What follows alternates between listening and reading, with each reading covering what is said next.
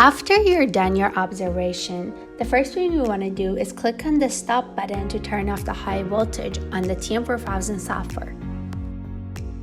To remove the sample, press the evac air button to introduce air into the specimen chamber.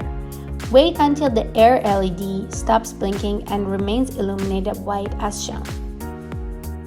Gently open the specimen stage door and take out the specimen. Close the specimen stage door.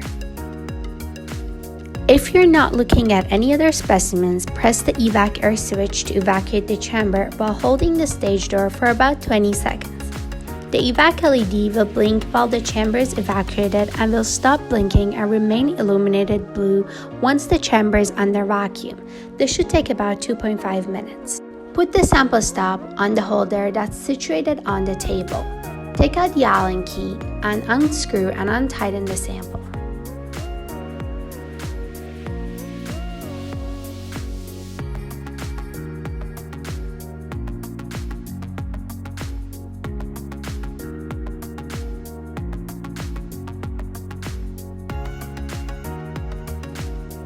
Take out the sample from the stop and put it in the appropriate box.